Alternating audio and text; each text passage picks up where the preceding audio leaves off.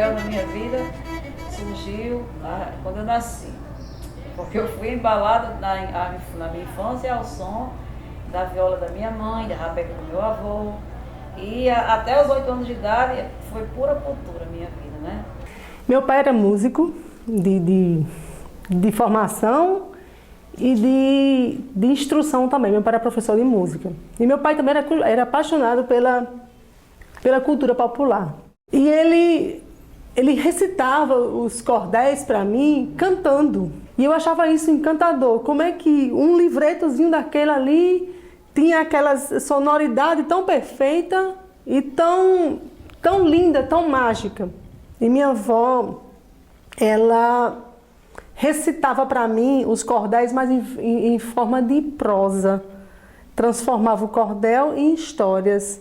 Eu já nasci no meio cordeliano, porque meu avô, por parte de mãe, era poeta cordelista, e meus tios tinham um repentista cordelista e outro cordelista. Então, é uma influência de família, pode-se dizer assim. Mas está na genética, veio, já nasci assim. Meu pai era analfabeto e minha mãe autodidata. Então minha mãe, como aprendeu a ler sozinha, ela aprendeu também logo a ler cordel. As primeiras leituras dela foi o cordel, literatura de cordel. E ela decorava, além dela ler, ela decorava a história. E ele decorava da forma dele, ele ouvia as histórias e ele também recriava, era como se ele recriasse a história para contar pra gente.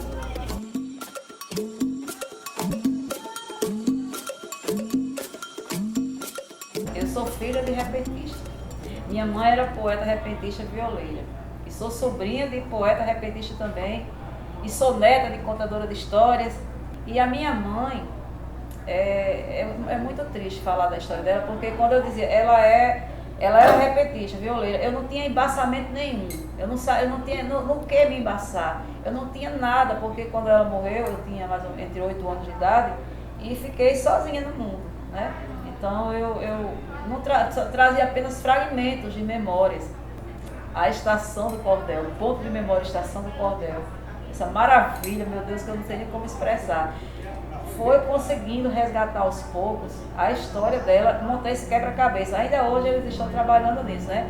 E me trouxe coisas que eu desconhecia. Eu fui seguindo essa verve poética que eu trouxe comigo.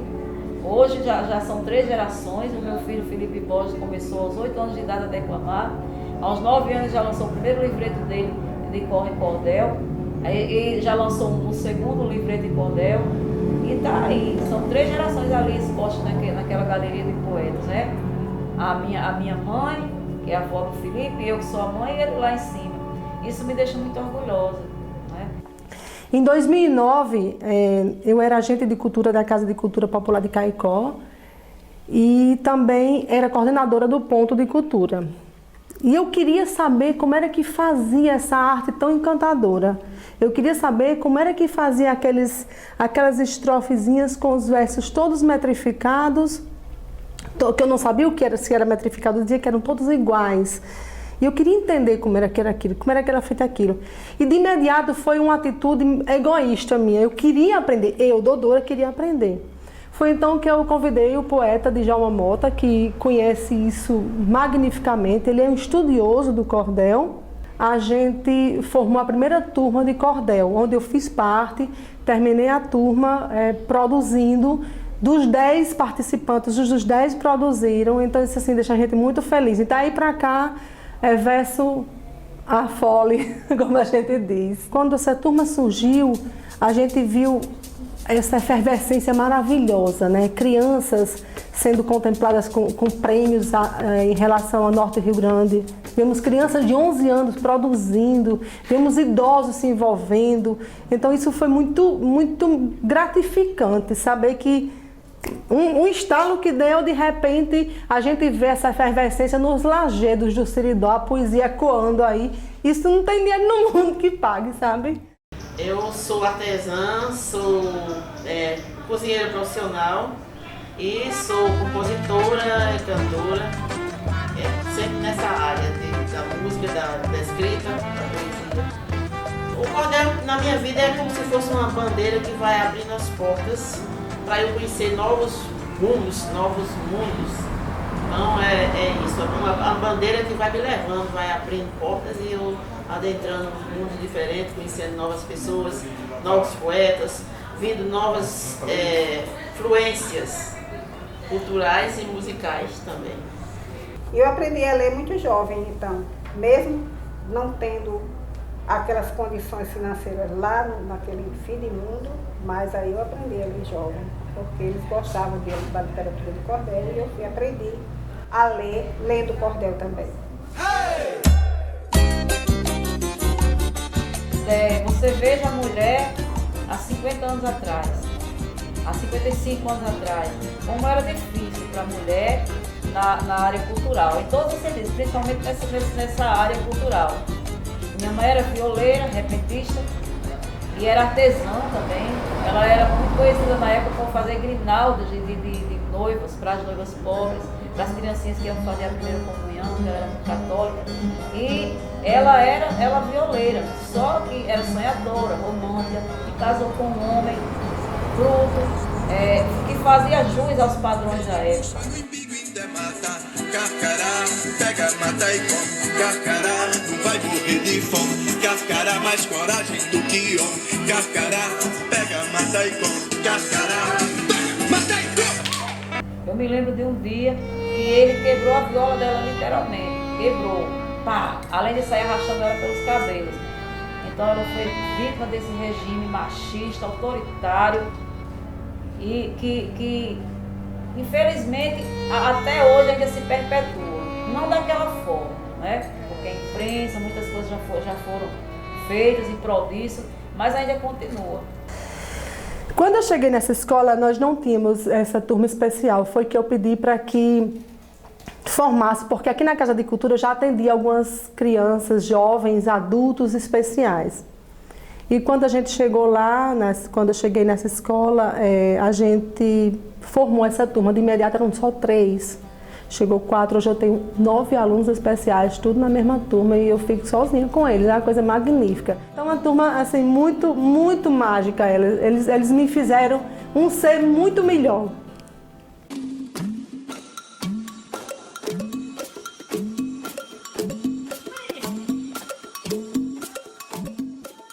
Nós íamos num táxi de Moura e estávamos terminando de fazer o círculo natalício do cordel, o primeiro círculo.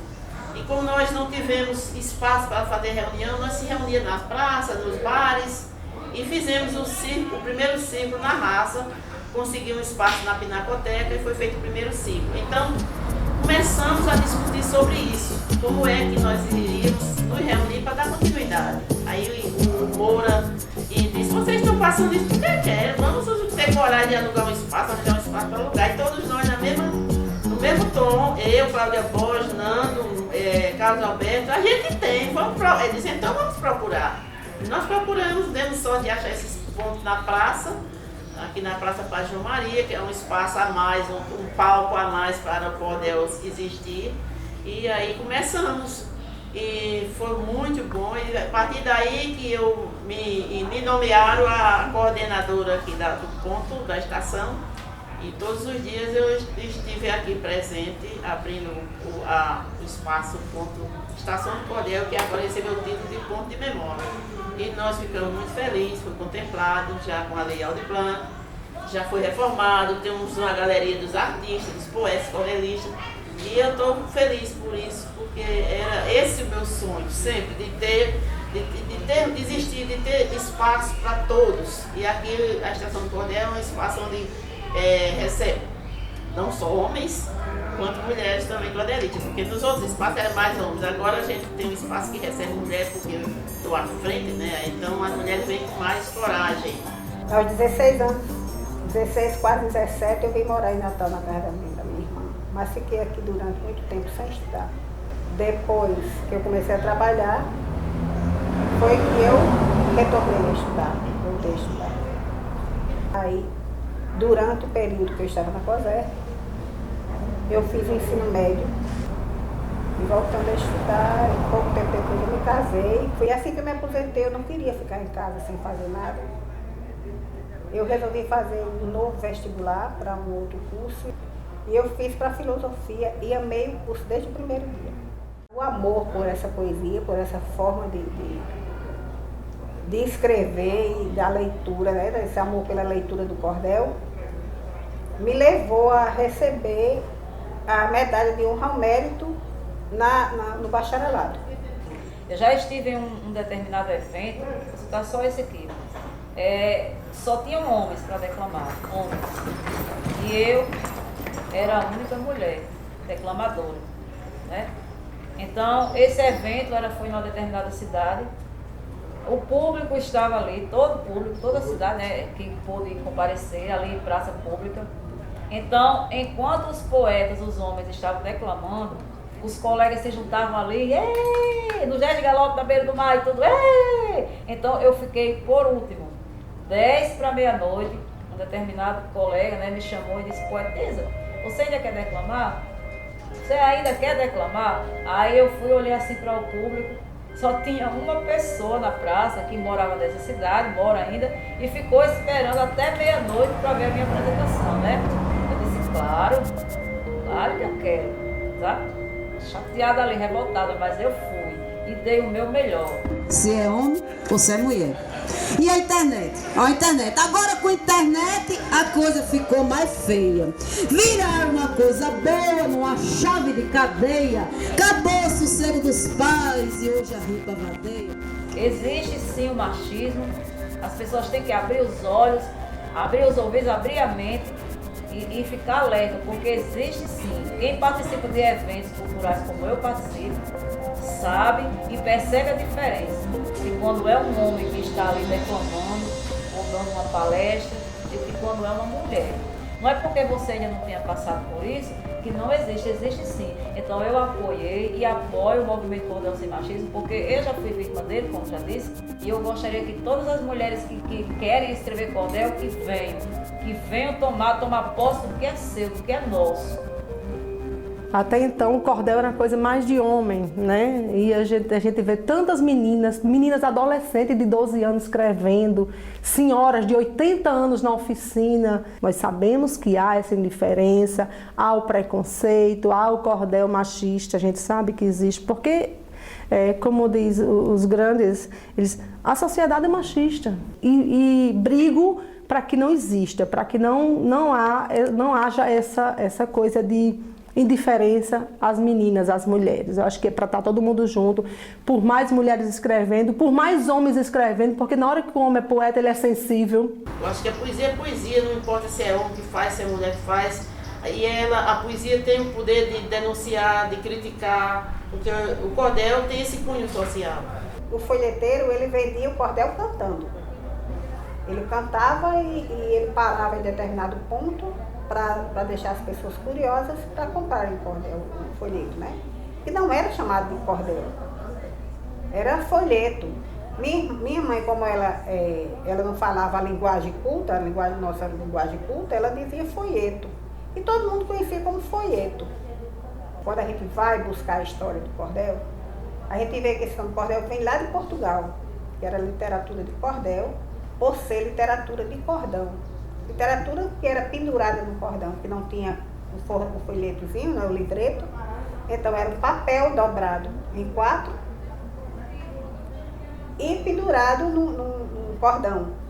Tem uns que dizem que cordel não é poesia, mas sim, o cordel é uma poesia muito difícil de fazer, não é para qualquer um. Eu costumo dizer que todo cordelista é poeta, mas nem todo poeta é cordelista, porque o cordel ele se atém a várias regras, né? Como a rima, a métrica, a oração, a coerência. Então é muito difícil escrever cordel. Está sendo muito difícil, porque é dolorido a gente não poder tá mostrando o que está produzindo. O artista vive disso, né? De mostrar o que faz, alimentar a alma de alguém. Com a pandemia, os artistas, os poetas ficaram parados primeiro do que todo mundo. Todos os espaços se fechou para essa classe. E até agora ainda não se abriu, né?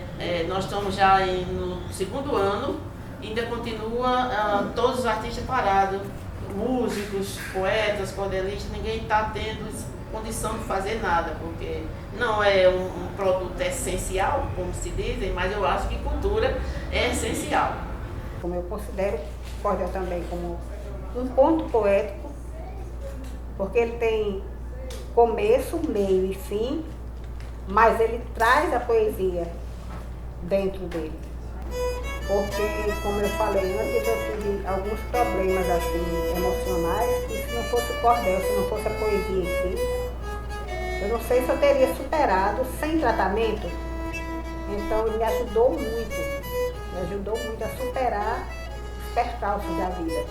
O cordel me ajuda, o cordel me ajuda de uma maneira que eu não sei o que seria de mim se eu não tivesse essa verve poética, essa inspiração para escrever, porque é nele que eu me desnudo, é na poesia que eu me desnudo. Eu sou artesã e faço contação de histórias, às vezes animo festinhas de aniversário, faço animação. Nessa pandemia aí o negócio complicou para todo mundo, né? Todo mundo sabe que a cultura foi o primeiro setor a parar, com suas atividades, e certamente, sem dúvida nenhuma, será o último a retomar. Mas devagarzinho, né? Aqui por outro parece uma live de contação de história para eu participar, de também cordel, essa jornada pedagógica aí na escola, vez por outra aparece alguma coisa. Eu fui uma criança feliz, fui uma adolescente feliz e sou uma adulta já quase senhora, muito feliz. Mas o cordel deu um reviravolta assim na minha vida, tudo, né? Amigos, histórias, emoções.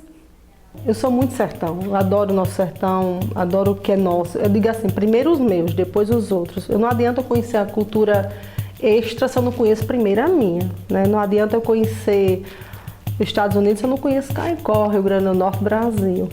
Então eu sou muito pé de serra, adoro o que é nosso. Então os meus cordéis, as temáticas são mais ligadas ao sertão. São mais ligadas ao meu povo, à nossa cultura, como a Feira Livre, como as nossas tradições. O cordel em si, ele não vai morrer, vai continuar firme e forte. Nós temos muitos projetos para levar o cordel adiante. E um dos sonhos é que o cordel chegue à grade da universidade, para que seja estudado, porque hoje o cordel ainda faz parte do imaginário, mas ainda não do nosso desejo real, que é deixar ele como parte de estudo poético, como as outras poesias.